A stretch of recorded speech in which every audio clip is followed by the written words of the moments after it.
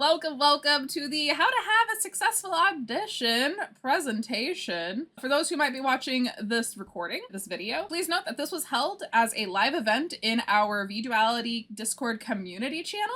So if you like the content that you see here, we do host monthly events, and we would welcome you to come join and attend and participate in our live Q&A sections, which do happen after the presentation. You guys will not see any Q&A in this video. You guys will just get the presentation, but we encourage everybody to show up to our workshop so that we can give you in real-time Q&A information.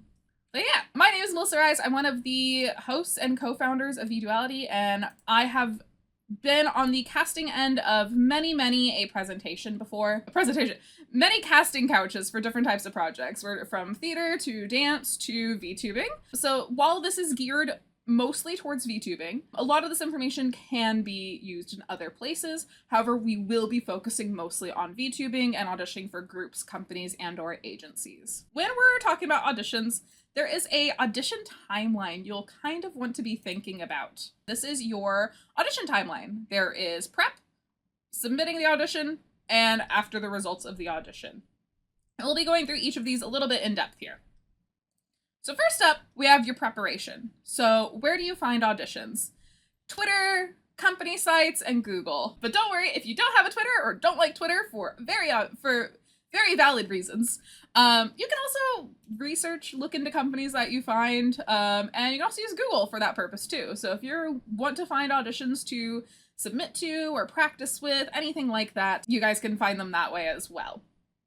You also are going to want to do your research on these companies or the groups. If they have existing talents, look at the talents' content. You know, do they like people who do all of the same kind of things? Do they like people who do a bit of variety?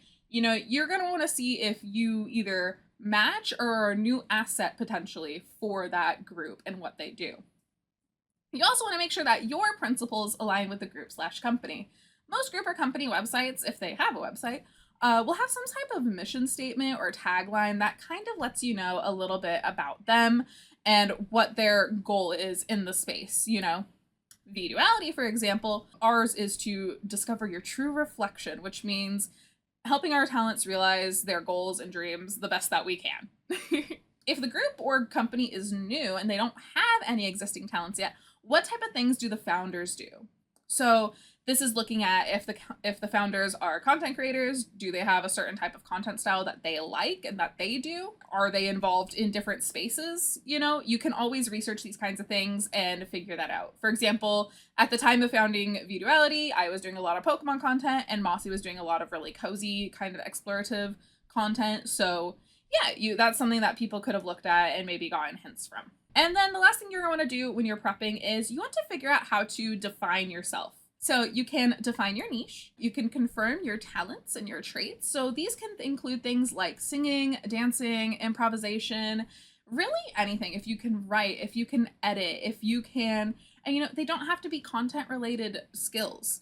You can take things that you're passionate about and figure out what benefits you can offer from that to the company, to a group, anything like that. When you're defining your niche, there's 3 things you can kind of think about. It's the content that you like to make, content you like to watch, and the content that your community enjoys the most.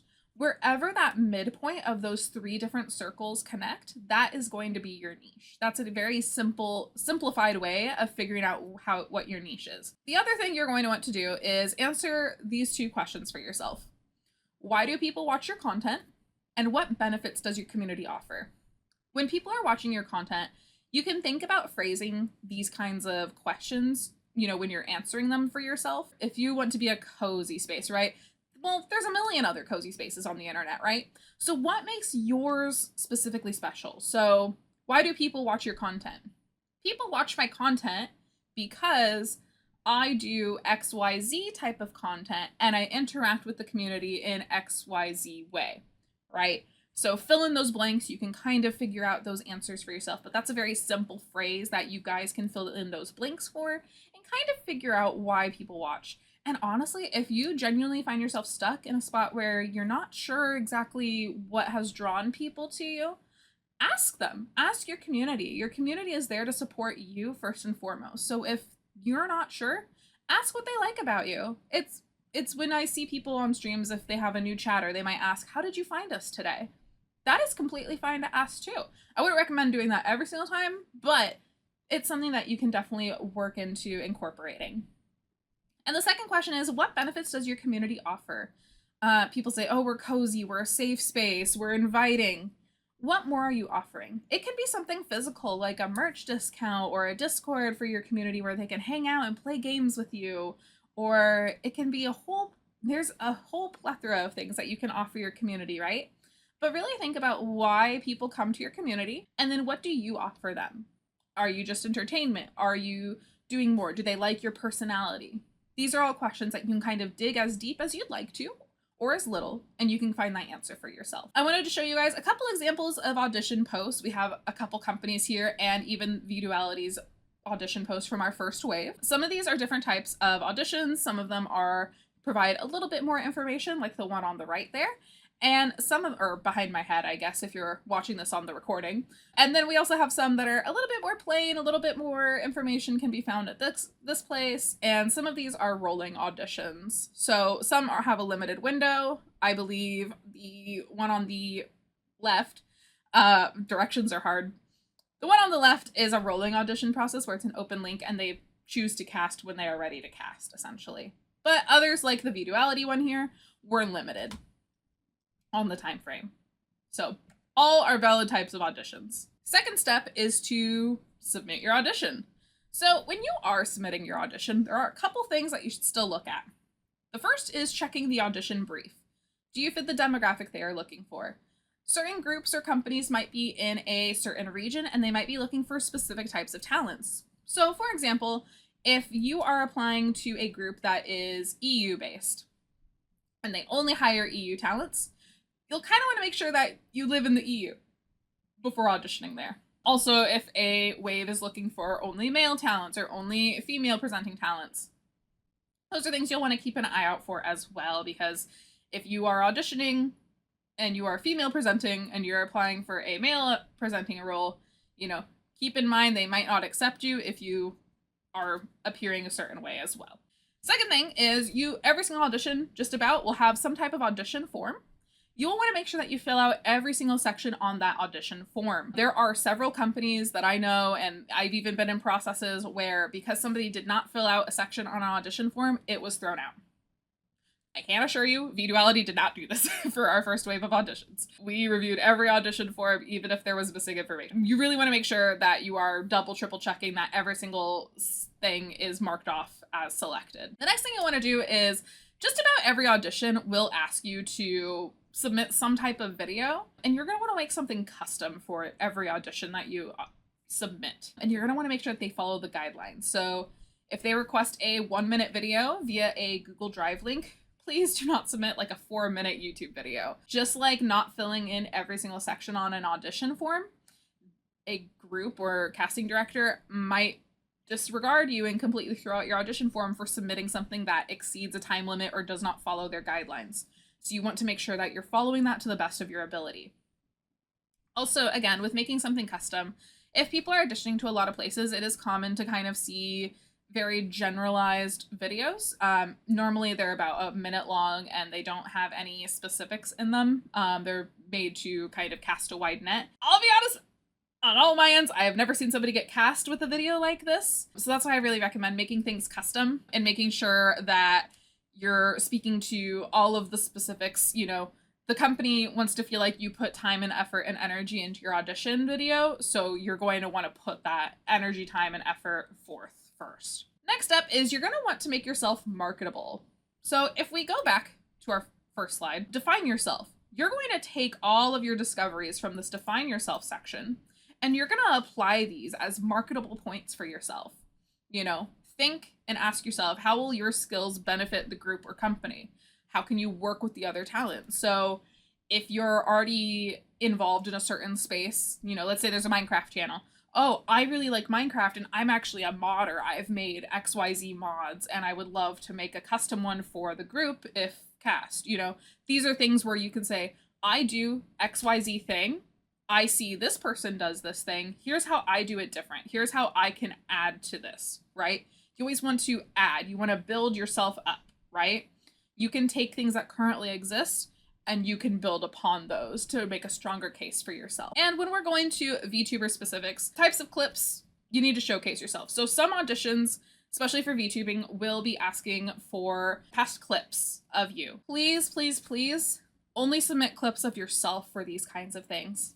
I cannot tell you how many times I've been in audition processes and I've been reviewing clips, and it is a clip from a collab where it did happen on the person who's actually submitting the audition stream. However, it features somebody that they were in the collab. It's great to know that you have people skills and you can work with others, but if you are going to submit clips, if there's something like that requested, make sure it's highlighting you, not something that happened on your stream with somebody else. The second thing is you're going to want to show how you do on camera / stream.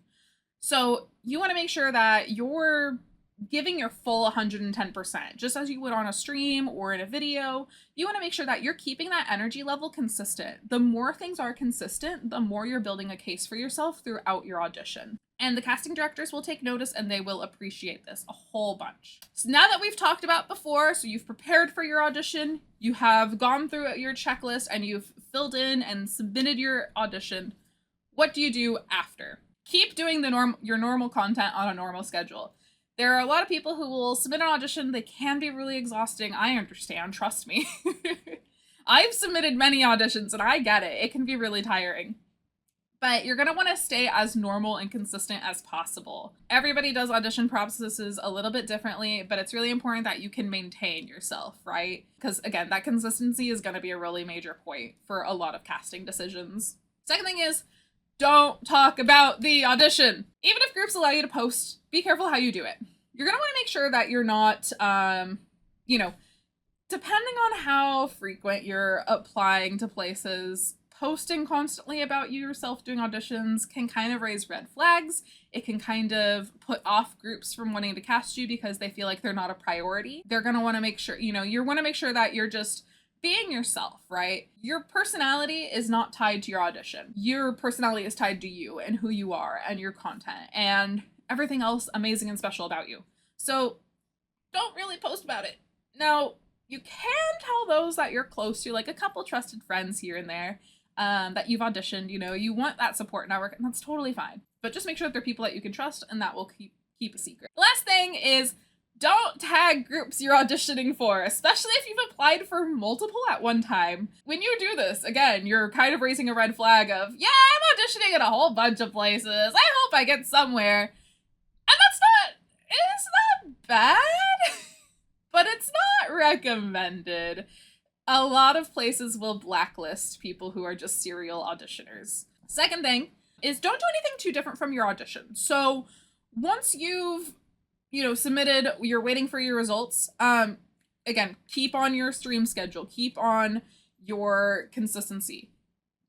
Avoid new debuts or rebranding. If you do like a full rebrand, it can be really difficult for the casting directors to verify you. Also, they have just watched your audition video, they've gotten used to your content that you submitted to them. If they're trying to picture you in their company, in their group, in the position. If you completely change how you look and how you do things, that's going to make it really hard on the casting directors to picture you again under a new look, a new persona. So don't avoid debuts, avoid rebranding, and that's going to help you out a lot with staying that consistency. Plus, if you get cast, they can help hype you up for a rebrand, a new debut, etc. So it's going to be worth it in the long run to kind of put those big decisions on hold. The next thing is small improvements. So chat overlays, background, stream alerts. These are all things that you can definitely still add if you want to improve your stream. And I do recommend, if there is something that you are looking into, to add like this. Commands, sound effects, all of that fun stuff. Those can definitely be added. And you can add them in slowly so as to not overwhelm your audience as well. That's what I would recommend. The last thing on here is check for updates and communications. If you're auditioning somewhere, there will almost always be an email that they let you know will contact you with a decision. You want to whitelist that email. That means going in and marking it as a safe email in your inbox. You also want to make sure if you're following them on any socials that you're turning on notifications, as they will more than likely announce when there's a new wave, when auditions are closing, things of this nature. More communication you can tie yourself into, the more updated you will be. if you were not selected. Avoid negative posting. It can be really hard, it can be really emotional, but just know that an audition decision does not reflect upon you if you were rejected. That does not mean anything about you in any way whatsoever. You do not know how far along you were in the casting director's process. You do not know how hard that decision might have been. They might have really wanted to cast you, but just somebody else fit something a little bit better here and there, or whatever. It can be many reasons, but just know you should avoid negative posting, because also negative posting, again, going back to what we just talked about with positive posting, you know, posting that you've auditioned to a bunch of places. The more you post about not getting cast somewhere, the more other places are going to see that and say, well, why didn't you get cast? Right? And they might see that as a red flag. So avoid negative posting. What you can do is you can also reflect on your audition. Go through things that you felt did well, things that you felt really strong about, really proud about in that audition. And also take a look at things that you think you could have been improved upon, you know? But look at things that you felt could be improved upon as well. Nobody submits a perfect audition. There's no such thing as a perfect audition. But, you know, really look and see, you know, oh, did you fit a certain bill? Were you, were you fitting a demographic that ended up getting cast or something, if you have that information in the future? So these are things that you can all look at and reflect on. There we go. The other thing is you want to stay in touch with the casting director and or the agency / group. There might be opportunities that show up just by being in the same vicinity as other people. And even if that does not result in a future casting, you still might be able to take advantage of education opportunities, experiences, other really cool things. And also just, it's good to have friends in the space. So if you're around people, they're more likely to remember you and think of you as a nice, safe, trusted person as well. And the last thing on here is to keep going with your content. Keep making those bold choices. Keep, you know, exploring what you can do as a creative, because that's going to benefit you in the long run. And lastly, if you were selected. Now, if you were selected, congrats. Most auditions do have a second or even a third round, and here are the ones that I have personally seen and or been a part of or have experienced running. So most commonly is going to be an interview. You're almost guaranteed to have some type of interview. For interviews, you're more than likely going to have a list of questions from the interviewer, and they are going to ask you those, and then there will be a point where you can ask questions at the end normally. These are normally 30 minutes to an hour. Although some can be quicker, some can be a little longer. It just depends how involved it is. The next thing on here is group tests, but I'm going to talk about demos first. So demos, especially in like the streaming space, are going to be where they might give you a list of actions that they want to see accomplished on a stream or in whatever environment this audition is taking place in. So if you, for example, they might ask you to, you know, make a reference to something, play a certain game, and then they'll watch your stream. So they are actually watching your stream to see how you're able to take that direction. Now, going back to group tests, these can be really interesting because it's one of two scenarios and you will never know which one it is. This is where you're put into a group with other people. And so you're with other people who have made it past the first round, right? And they are either putting you all together to see how you all work together, or they're putting you all together to see which one of this group they would like to cast. The way this works is in a stream setting, they might ask you all to load up that game that you all have, and they would want to see you all play it together. And you're going to want to make sure in this kind of case that you want to make sure that you're highlighting yourself, but you do not want to be taking the spotlight. You don't want to be taking control and focusing everything on you, right? You want to make sure that everybody is having an equal part. Everybody is getting an opportunity. You're bouncing things off of other people in this test. You're going to want to make sure that you are standing out while not overshadowing anybody. Because again, you will not know if you are competing or if you're collaborating in that moment. Next on the list is to continue, again, to be consistent with your content. Are you picking up a hint here? Are you picking up a theme? The more consistent you are with things, the better it's going to be for you in the long run, regardless of an audition result. You're not going to want to post anything until you're told otherwise. So, you know, if you made it past a certain round, Don't start messaging people and be like, oh my God, I made it. This is also for a couple reasons. One, if there's an NDA, they want to make sure that you would be able to hold to an NDA. If there is not an NDA, they just want to make sure that you can keep a secret. You know, when you're a part of a group, part of an agency, part of a company, there are going to be things that need to be kept secret for a certain amount of time before they're made public. So that is something that they're testing you on with that. And the last thing on here is to maintain communication. Anytime you receive a message from somebody who's a casting director or handling the casting, you're going to want to make sure that you're responding to them quickly and effectively. Normally, no longer than 12 to 24 hours for a reply. The sooner you reply, the better, I promise you. And with that, that is going to end the main presentation. If you're watching this recording, I really appreciate you tuning in. If you would like to be a part of these live Q&A sections, I recommend joining the V-Duality Discord. We do monthly events, not always workshops. Some are just fun for our community. But with that, thank you guys for watching and for being here. And we are going to now take our live Q&A.